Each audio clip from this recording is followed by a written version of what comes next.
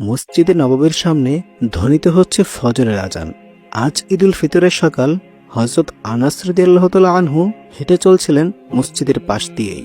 তিনি মনে মনে বললেন, আজ দেখে আসি যে আমাদের প্রিয় নবী মুহাম্মদুর রাসূলুল্লাহ সাল্লাল্লাহু আলাইহি ওয়াসাল্লাম ঈদের দিন কি করছেন। তিনি ধীরে ধীরে নবীজির ঘরের দিকে এগিয়ে গেলেন। ঘরের দরজা তখন সামান্য খোলা ছিল। ভেতরে তাকিয়ে তিনি দেখলেন রাসূলুল্লাহ সাল্লাল্লাহু আলাইহি ওয়াসাল্লাম ওযু শেষ করছেন। এরপর তিনি সুন্দরভাবে গোসল করলেন। হযরত আনাস রাদিয়াল্লাহু তাআলা আনহু হাসি মুখে বললেন, ইয়া রাসূলুল্লাহ, আজ তো ঈদের দিন, আপনি আজ কি কাপড় পরবেন? নবীজি মৃদু হেসে বললেন, হে আনাস, আজ আমরা আমাদের সবচেয়ে ভালো কাপড় পরব। তিনি আলমারি থেকে পরিষ্কার সাদা কাপড় বের করলেন।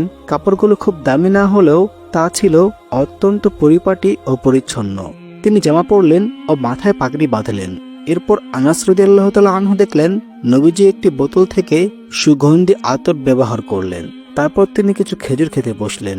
আনাস রাদিয়াল্লাহু তাআলা আনহু খেয়াল করলেন তিনি 3টি খেজুর খেলেন। তখন তিনি জিজ্ঞাসা করলেন, ইয়া রাসূলুল্লাহ, আপনি 3টি খেজুর কেন খেলেন? নবীজি বললেন, হে আনাস, ঈদুল ফিতরের দিনে ঈদগাহে যাওয়ার আগে কিছু খাওয়া সুন্নত, আর আমি বেজর সংখ্যা পছন্দ করি, তাই 3টি খেয়েছি। এরপর মুহাম্মদ সাল্লাল্লাহু আলাইহি ওয়াসাল্লাম তার সাহাবীদের নিয়ে ঈদগাহের দিকে রওনা হলেন। অন্যদিকে ঈদের সেই ভোরে কয়েকজন ছেলে মেয়ে খেলতে খেলতে চলে এলো হযরত হাসান রাদিয়াল্লাহু তাআলা আনহু ও হযরত হুসাইন রাদিয়াল্লাহু তাআলা আনহুর বাড়ির সামনে।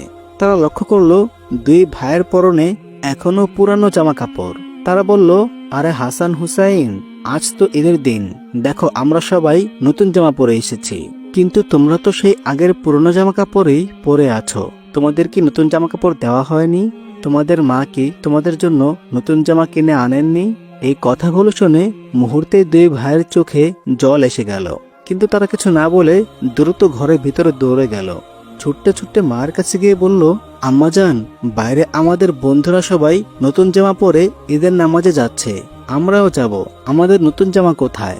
এখনই আমাদের জামা দাও, আমরা নতুন জামা পরে ঈদের নামাজে যাব। হযরত ফাতেমা রাদিয়াল্লাহু তাআলা আনহা 2 ছেলের মুখে এমন আকুল মিনতি কথা শুনে স্তব্ধ হয়ে গেলেন। তার প্রাণের টুকরো 2 সন্তান তার দিকে আশাভরা চোখে তাকিয়ে আছে, কিন্তু তিনি জানতেন তাদের জন্য কোনো নতুন জামা নেই। ঘরে যা ছিল সবই শেষ হয়ে গিয়েছে। দুনিয়ার যা সামান্য রোজগার ছিল তাও হযরত আলী রাদিয়াল্লাহু তাআলা আনহু আগেই গরিব দুঃখীদের মাঝে বিলিয়ে দিয়েছেন। তিনি নিজেকে সামলে নিয়ে কোমল কণ্ঠে বললেন, আমার সোনামণিরা, তোমরা তো এখনো গোসল করনি, আগে তোমরা দুজন ভালো করে গোসল করে এসো।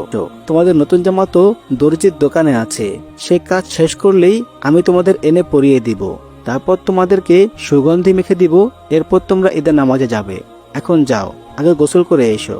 মায়ের কথা শুনে হাসান ও হুসাইন রাদিয়াল্লাহু তাআলা আনহু খুব খুশি হয়ে গেল। তারা তাদের ঘরে ছুটে গেল গোসল করার জন্য। তাদের নিষ্পাপ মন বুঝতে পারল না মায়ের হৃদয়ের গভীর কষ্ট। হযরত ফাতেমা রাদিয়াল্লাহু তাআলা আনহা নিজেকে আর ধরে রাখতে পারলেন না। দরজার আড়ালে বসে তিনি সেজদায় লুটিয়ে পড়লেন। কাঁদতে কাঁদতে আল্লাহর কাছে ফরিয়াদ করতে লাগলেন। চোখের জলে তার জায়নামাজ ভিজে যাচ্ছিল। তিনি কাঁদতে কাঁদতে বলছিলেন, হে আমার রব, তুমি ছাড়া আমার আর কেউ নেই। তুমি আমার 2 কলেজার টুকরার জন্য জামা কাপড়ের ব্যবস্থা করে দাও। আমি যে তাদের কাছে কথা দিয়েছি তা পূরণ করতে না পারলে আমি সন্তানদের কাছে কি বলবো? হে আল্লাহ, আমার মুখে যেন মিথ্যার ছাপ না পড়ে, তাদের কোমল হৃদয় যেন কষ্ট না পায়। হে আমার প্রতিপালক, তোমার দয়া ছাড়া আমার কোনো উপায় নেই। ফাতেমা রাদিয়াল্লাহু তাআলা আনহা তখনও সিজদায় কাঁদছিলেন। তার চোখ বন্ধ। তিনি আল্লাহর কাছে এতটাই নিবেদিত হয়ে গিয়েছিলেন যে আশেপাশে সবকিছুই ভুলে গিয়েছিলেন। ঠিক তখনই হঠাৎ তিনি ছোট্ট ছোট্ট পায়ের শব্দ শুনতে পেলেন। তিনি মাথা তুলে দেখলেন দরজা দিয়ে ঢুকছে তার প্রাণের টুকরো 2 ছেলে, হাসান ও হুসাইন রাদিয়াল্লাহু তাআলা আনহু। তাদের দুজনের মুখে অদ্ভুত আনন্দের হাসি, আর তাদের হাতে রয়েছে ঝকঝকে সুন্দর নতুন জামা কাপড়। হযরত ফাতেমা রাদিয়াল্লাহু তাআলা আনহা বিস্ময়ে তাকিয়ে রইলেন। তিনি কিছুই বুঝতে পারলেন না যে কি ঘটেছে। তিনি 2 সন্তানকে বুকে জড়িয়ে ধরে কোমল কণ্ঠে জিজ্ঞাসা করলেন, হে সোনামণিরা, বলো তো এই জামাকাপড় তোমাদের হাতে কোথা থেকে এলো? 2 ভাই হাসতে হাসতে বলল, আম্মাজান, আমরা গোসল শেষ করে যখন ঘর থেকে বের হচ্ছিলাম তখন একজন মানুষ আমাদের সামনে এসে দাঁড়ালেন। তিনি বললেন, হাসান হুসাইন, একটু দাঁড়াও। আমরা দাঁড়িয়ে গেলাম। তিনি বললেন, আমি দর্জির দোকান থেকে এসেছি, তোমাদের নতুন জামাকাপড় তৈরি হয়ে গেছে। এই নাও তোমাদের জামা। তিনি আমাদের হাতে এই জামাগুলো দিয়ে দিলেন। তারপর আমরা দৌড়ে তোমার কাছে চলে এলাম। কিছুক্ষণ পর হযরত আলী রাদিয়াল্লাহু তাআলা আনহু ঘরে ফিরে এলেন এবং দরজা কড়া নাড়লেন। হযরত ফাতেমা রাদিয়াল্লাহু তাআলা আনহা দরজা খুলে দিলেন। হযরত আলী রাদিয়াল্লাহু তাআলা আনহু ঘরে প্রবেশ করতেই দেখলেন তার দুই ছেলে হাসান ও হুসাইন রাদিয়াল্লাহু তাআলা আনহু ঝকঝকে নতুন জামাকাপড় পরে ঈদের নামাজের জন্য প্রস্তুতি নিচ্ছে। তিনি অবাক হয়ে তাদের দিকে তাকালেন এবং বিস্ময়ের সাথে বললেন, হে হাসান ও হুসাইন, এত সুন্দর জামাকাপড় তোমরা কোথায় পেলে? আমি তো কিছুই কিনিনি। এই জামাগুলো কি তোমাদের মা কিনে দিয়েছেন? এরপর তিনি হযরত ফাতেমা রাদিয়াল্লাহু তাআলা আনহার দিকে তাকালেন। প্রশ্ন ভরা চোখে জিজ্ঞেস করলেন, হে ফাতেমা, তুমি কিভাবে এসবের ব্যবস্থা করলে? আমাদের ঘরে তো কিছুই নেই, জামা কেনার মতো কোনো অর্থও ছিল না। তখন হযরত ফাতেমা রাদিয়াল্লাহু তাআলা আনহা মাথা নিচু করে সবকিছু খুলে বললেন। তিনি বললেন কিভাবে সন্তানরা নতুন জামা চেয়েছিল, কিভাবে তিনি তাদের সান্ত্বনা দিয়েছিলেন, কিভাবে তিনি জায়নামাজে বসে কাঁদতে কাঁদতে আল্লাহর কাছে দোয়া করছিলেন, আর কিভাবে হাসান ও হুসাইন ফিরে এসে এই জামাগুলো পাওয়ার কথা জানিয়েছে। সব কথা শুনে হযরত আলী রাদিয়াল্লাহু তাআলা আনহুর চোখ আনন্দে ঝলমল করে উঠল। তিনি বললেন, হে ফাতেমা, তুমি কি কিছু বুঝতে পেরেছ? এটা কোনো সাধারণ ঘটনা নয়, নিশ্চয় এটি আল্লাহর কুদরত। সম্ভবত সেই লোকটি ছিল আল্লাহর পক্ষ থেকে পাঠানো কোনো ফেরেশতা। আল্লাহ তোমার দোয়া কবুল করেছেন এবং তোমার সন্তানদের জন্য ব্যবস্থা করেছেন। এরপর হযরত আলী রাদিয়াল্লাহু তাআলা আনহু হাসান ও হুসাইনকে নিয়ে ঈদের নামাজ আদায়ের জন্য ঈদগাহের দিকে রওনা হলেন। অন্যদিকে মুহাম্মদুর রাসূলুল্লাহ সাল্লাল্লাহু আলাইহি ওয়াসাল্লাম ইতিমধ্যেই ঈদগাহে পৌঁছে গিয়েছেন। অতঃপর সাহাবীদের নিয়ে তিনি ঈদের নামাজ আদায় করলেন। নামাজ শেষ করে তিনি মেম্বরে দাঁড়িয়ে বললেন, হে মদিনার মানুষ, তোমরা তাকওয়া অবলম্বন করো, আল্লাহকে ভয় করো। আজকের দিন শুধু আনন্দের দিন নয়, দায়িত্বের দিনও। তিনি কিছুক্ষণ থেমে চারিদিকে তাকালেন। সবাই মনোযোগ দিয়ে শুনছিল। তারপর তিনি বললেন, তোমরা যাকাতুল ফিতর আদায় করো। এটি গরিবদের জন্য খাবারের ব্যবস্থা, যাতে তারা ঈদের দিনে অভুক্ত না থাকে। নামাজ শেষে সবাই নবীজিকে ঘিরে ধরল। কেউ সালাম করলো, কেউ কোলাকুলি করলো। নবীজি সবার সাথে হাসিমুখে কথা বললেন। একজন সাহাবী জিজ্ঞেস করলেন, ইয়া রাসূলুল্লাহ, আজ আপনি যে রাস্তা দিয়ে এসেছেন ফিরবেন কি সেই একই পথে?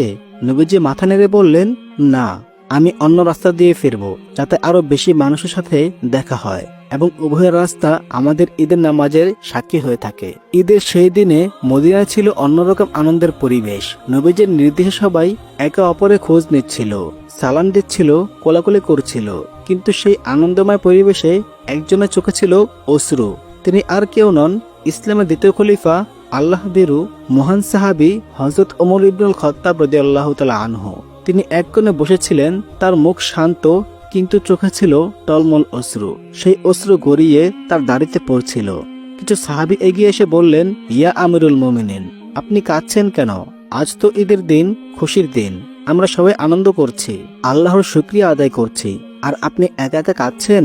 হযরত ওমর রাদিয়াল্লাহু তাআলা আনহু ধীরে ধীরে চোখ মুছে বললেন, হ্যাঁ, আজ আনন্দের দিন, কিন্তু সেই ব্যক্তির জন্য আনন্দের দিন যে জানে তার গুনাহ মাফ হয়েছে এবং তওবা কবুল হয়েছে। কিন্তু আমি তো জানি না যে আমার আল্লাহ আমার আমল কবুল করেছেন কিনা। সাহাবীরা নীরব হয়ে গেলেন। হযরত ওমর রাদিয়াল্লাহু তাআলা আনহু আবার বললেন, আমি রাসূলুল্লাহ সাল্লাল্লাহু আলাইহি ওয়াসাল্লামকে বলতে শুনেছি, ধ্বংস সেই ব্যক্তির জন্য যে রমজান মাস পেল কিন্তু নিজের গুনাহ মাফ করে নিতে পারল না। তিনি দীর্ঘ নিঃশ্বাস ফেললেন। তারপর বললেন, রমজান মাস চলে গেল, আমরা রোজা রেখেছি, তারাবি পড়েছি, কোরআন তেলাওয়াত করেছি, কিন্তু আমি জানি না আমার এই আমলগুলো আল্লাহ কবুল করেছেন কিনা। আমি জানি না আমার গুনাহ মাফ হয়েছে কিনা। যদি আমার গুনাহ মাফ না হয়ে থাকে তবে আমি কিভাবে আনন্দ করব? এই কথা শুনে সাহাবীরা সবাই মাথা নিচু করে ফেললেন।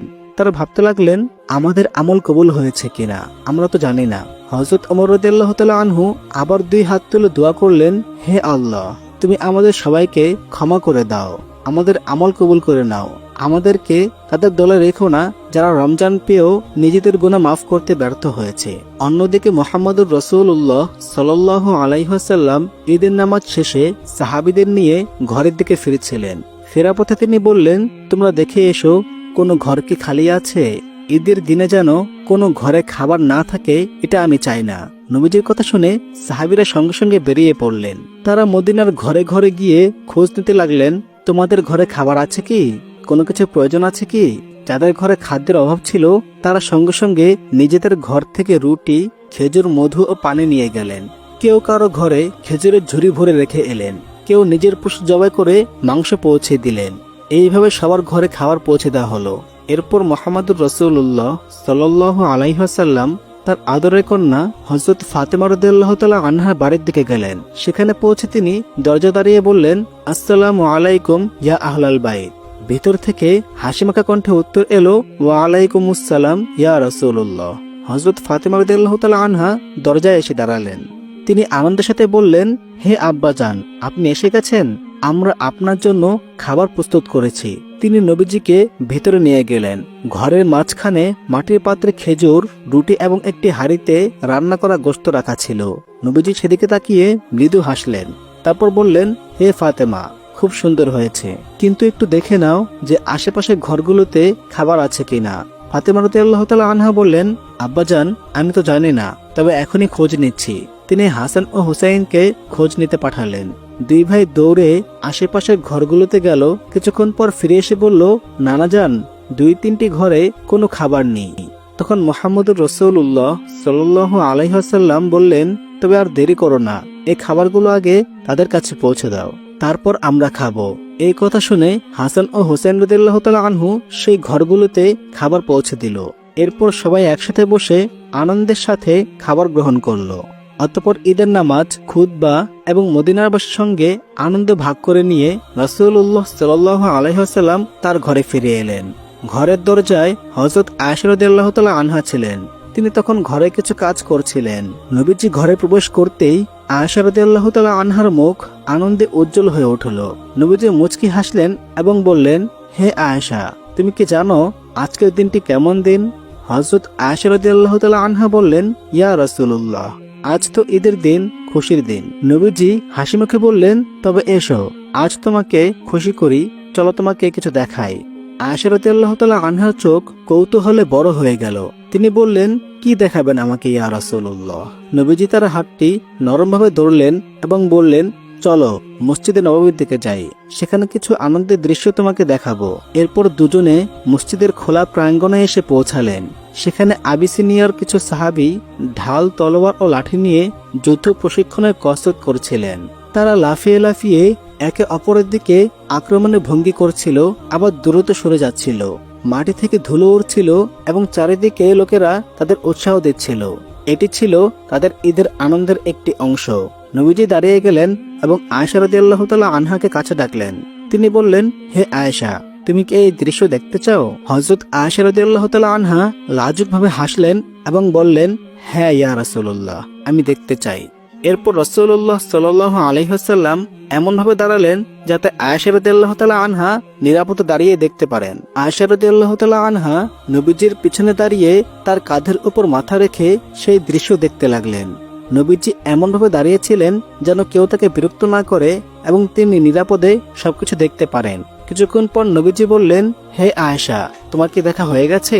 আয়েশা রাদিয়াল্লাহু তাআলা আনহা মুচকি হেসে বললেন, না ইয়া রাসূলুল্লাহ, আরো দেখব।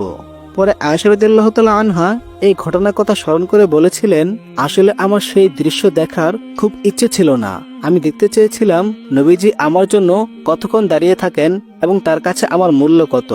রাসূলুল্লাহ সাল্লাল্লাহু আলাইহি ওয়াসাল্লাম ধৈর্যের সাথে দাঁড়িয়ে রইলেন, যতক্ষণ না আয়েশা নিজেই বললেন, ইয়া রাসূলুল্লাহ, এবার চলুন। নবীজি কোমল হাসি দিয়ে বললেন, আচ্ছা আয়েশা, চলো তাহলে বাড়ি ফিরে যাই। এরপর তারা ধীরে ধীরে বাড়ি পথে রওনা হলেন। পথে নবীজি বললেন, হে আয়েশা, এই দিনটি আল্লাহ আমাদের জন্য উপহার হিসেবে দিয়েছেন। যারা এই দিনকে সুন্দরভাবে কাটায়, আল্লাহ তাদের উপর রহমতের দরজা খুলে দেন। এরপর তারা বাড়ি পথে এগিয়ে যাচ্ছিলেন। হঠাৎ নবীজির কানে একটি শিশুর কান্নার শব্দ এলো। চারিদিকে ছিল আনন্দ আর হাসির পরিবেশ, কিন্তু সেই কান্নার শব্দটি ছিল খুব বেদনাময়। তিনি থেমে গেলেন এবং ধীরে ধীরে সেই কান্নার উৎসের দিকে এগিয়ে গেলেন। একটি রাস্তার পাশে এক কোণায় বসে আছে একটি ছোট্ট ছেলে। তার গায়ে ধুলো মাখা এবং পুরনো কাপড় পরা। নবীজি তার পাশে বসে পড়লেন। তিনি শিশুটির ছোট্ট কাঁধে হাত রেখে কোমল কণ্ঠে বললেন, হে বৎস, তুমি কেন কাঁদছো? আজ তো ঈদের দিন। ছেলেটি চমকে তাকালো, তারপর ধীরে ধীরে বলল, সবাই নতুন জামা কাপড় পরে আনন্দ করছে। তাদের মাও আছে, বাবাও আছে, তাদের ঘর আছে, কিন্তু আমার মা বাবা কেউ নেই। আমার বাবা যুদ্ধের ময়দানে শহীদ হয়েছেন আর আমার মা অনেক আগেই মারা গিয়েছেন। আমাকে দেখার মতো আর কেউ নেই। এই কথা শুনে নবীজির হৃদয় ব্যথিত হয়ে উঠল। তিনি শিশুটির মাথায় স্নেহভরে হাত বুলিয়ে বললেন, হে বৎস, তুমি কি খুশি হতে চাও? ছেলেটি অবাক হয়ে তার দিকে তাকিয়ে বলল, আপনি কে? মুহাম্মদুর রাসূলুল্লাহ সাল্লাল্লাহু আলাইহি ওয়াসাল্লাম মৃদু হেসে বললেন, আমি মুহাম্মদ, আল্লাহর রাসূল। এসো আমার সঙ্গে। আজ থেকে আমি তোমার পিতা, আয়েশা হবে তোমার মাতা, ফাতেমা হবে তোমার বোন, আর হাসান ও হুসেন হবে তোমার খেলার সাথী। এই কথা শুনে ছেলেটির মুখ আনন্দে উজ্জ্বল হয়ে গেল। তার চোখের পানি শুকিয়ে গেল। সে উঠে দাঁড়ালো এবং নবীজির হাত ধরল। নবীজি তাকে কোলে তুলে নিলেন এবং নিজের বাড়িতে নিয়ে গেলেন। হযরত আয়েশা রাদিয়াল্লাহু তাআলা আনহা তখন ঈদের খাবার প্রস্তুত করছিলেন। নবীজি বললেন, হে আয়েশা, দেখো আমাদের নতুন সন্তান এসেছে। আজ তাকে ঈদের খাবার দাও এবং তাকে সুন্দরভাবে সাজিয়ে দাও। আয়েশা রাদিয়াল্লাহু তাআলা আনহা হাসি মুখে শিশুটিকে নিয়ে গেলেন, তাকে গোসল করালেন, নতুন জামা পরালেন এবং সুন্দরভাবে পরিপাটি করে দিলেন। এরপর তাকে হাসান ও হুসেনের সাথে খেলতে পাঠালেন। তিনজন শিশু আনন্দে দৌড়াতে লাগলো, খেলতে লাগলো। মুহাম্মদুর রাসূলুল্লাহ সাল্লাল্লাহু আলাইহি ওয়াসাল্লাম শিশুটিকে কাছে টেনে বললেন, দেখো, আজ তুমি আর একা নও, তুমি এখন আমাদের পরিবারের একজন। আল্লাহ তোমাকে ভালোবাসেন। সেই দিন মদিনার রাস্তায় একটি শিশুর কান্না থেমে গিয়েছিল। তার জীবনে জন্ম নিয়েছিল একটি নতুন পরিবার। এই ঘটনা আমাদের শিখায়, ঈদ শুধু নিজের আনন্দের জন্য নয়, বরং অন্যের দুঃখ দূর করার জন্য। আল্লাহ তাআলা যেন আমাদের সকলের রোজা কবুল করেন এবং আমাদের ঈদের দিনগুলোকে রহমত ও বরকতে পূর্ণ করে দেন। আমিন। আসসালামু আলাইকুম ওয়া রাহমাতুল্লাহ।